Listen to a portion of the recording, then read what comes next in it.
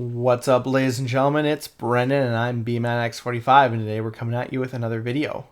We have an update and discussion for the new starter decks coming to the Digimon TCG, ST15 and 16. We got some information on that, as well as card lists that we're going to go through and just see what we're getting. And hey, if you guys enjoy this type of content, be sure to smash that like button, comment down below. We love to hear your thoughts. Subscribe to the channel and hit the bell for notifications so you don't miss a single minute of the fun. Without further ado, let's get into it, guys. We have, there's this new Spiel Essen tutorial event. They're giving out demo decks. I know my local game store has got some of these demo decks. You have the ST15 and 16 right here. They're demo decks. They say sample across them.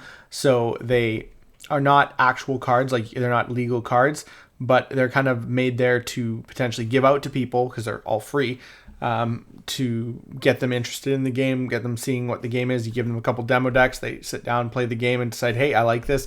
Let's go ahead and buy the real things when they come out on and I think it's like October 13th, somewhere in the 13th to the 16th. But yeah, we're getting the decks soon, so it's kind of nice. So they have, you get the deck set anyways. When you get one of these demo decks, you get all these cards. They're not foil or anything like that, but it is a cool way to potentially drum up support for the game, get people interested in the game, and hopefully trying it out and get more players involved. And and your store doesn't hurt your store. Like I said, they're free things, so your store can give them out and potentially get new buyers for Digimon, which is always great. So, if you guys have a local game store, maybe ask them, hey, did you guys get any demo decks? Can we get some demo decks so we can give them out to people who are interested in the game? That would be super good for your community and just in general nice thing to do. But without further ado, let's just get into these decks here and see what they're all about here. We'll start with ST15, the Dragon of Courage. Here, once it loads here, we'll get in there. Take a look at the card list. We've been given the card list. And so it's a new Greymon, War Greymon thing. Where we go? Internet was taking a while, eh? Koromon, we got Koromon. It's got a, when this attack target switched, gets plus 1000 DP till the end of the turn. We got a new Agumon. He will digivolve into any Koromon for a cost of 0. So you can play your red Koromons with that. If your opponent has a Digimon, starting the main phase, if your opponent has a Digimon, gain a memory. Inheritable if the attack target is switched, gain a memory. So that's good. If you're blocking, you'll be gaining memory on your opponent's turn, which can then pass turn to you, which is always really good. You got a clear Agumon with reboot. He kind of looks like Toy Agumon, but I guess he is clear there. We got Solarmon. On play, reveal the top card of your deck. If it's black card, add it to your hand. Trash the rest. You have a Toy Agumon. Blocker, lose memory. They don't make those cards anymore. Really? Blockers that lose you memory. That's just not good. You got a reboot Mechanorimon, 4-cost play, 2-cost Digivolve. That's a really good card. A jamming Tankmon. That's kind of cool. And a new Greymon. Black Greymon digivolves from any level 3 Agumon for a cost of 2, so you can digivolve from your red or any color Agumons, yellow Agumons, purple Agumons, with Agumon in its name. You could digivolve this from an Agumon expert. And then security, you may play one Agumon or Tamer card with Tai Kami in its name from your hand or trash without paying the cost. That's really kind of cool. It's a security ability, so you get it. So you would definitely want to max out on this card. It's got blocker, and it's got the same inheritable as the Agumon. When attacking, target is switched, gain a memory. Nightmon, your level 5s. On play, delete one of your opponent's Digimon with a play cost of 5 or less. That's all right. De-Digivolve Andromon, that when digivolving, that's cool. With a reboot inheritable, that's kind of decent. Then you have a Metal Greymon with a Digivolve cost of 3 on any Greymon, level 4 Greymon in its name. So again, you can use the X antibody stuff, the red stuff in it. You're all good. And combo in the deck. It's got blocker. It's got inheritable security A instead of security attack because they're shortening those down. Security A+1.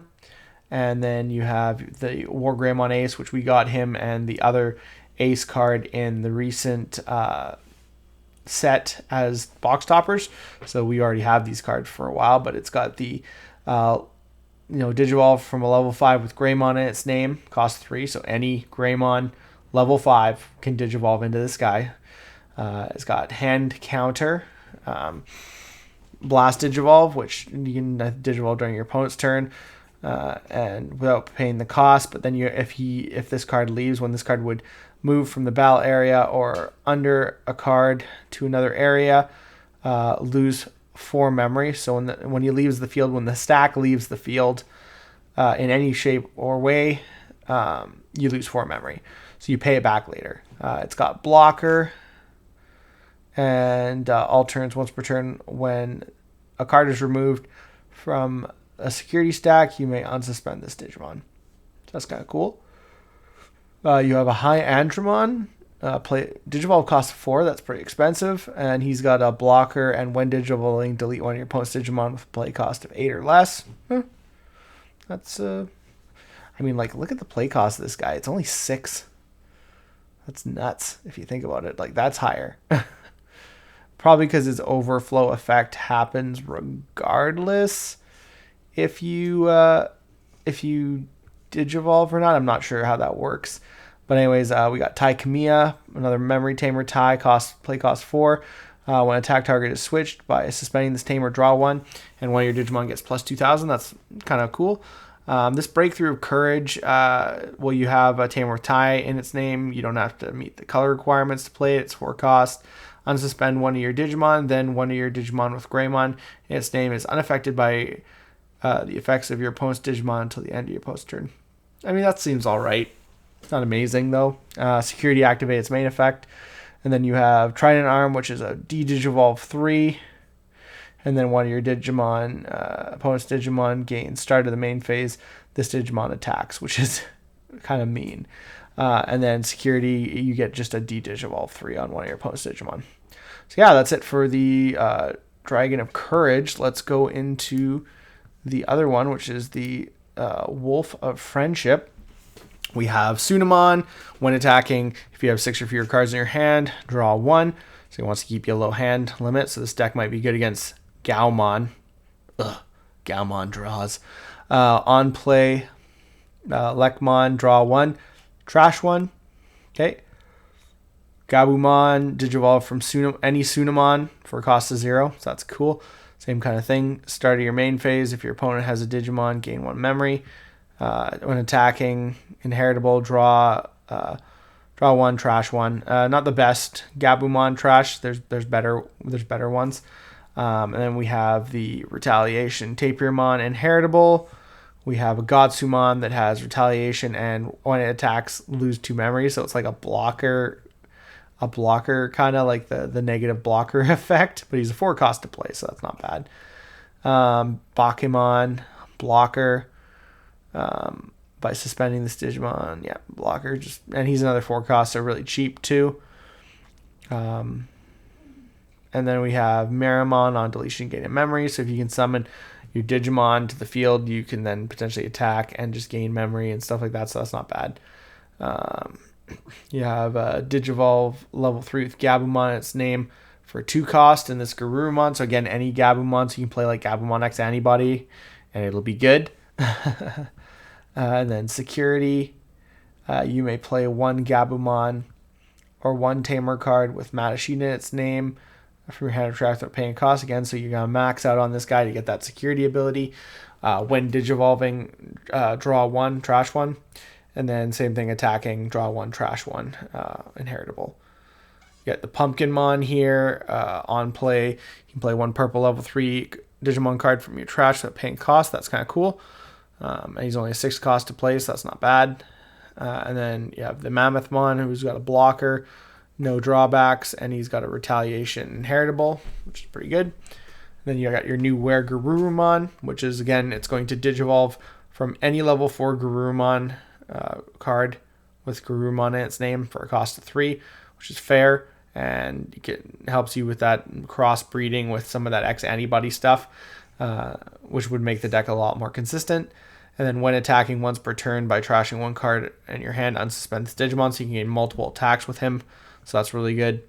And then when attacking once per turn by trashing one card in your hand, delete one of your opponent's level 4 or lower Digimon.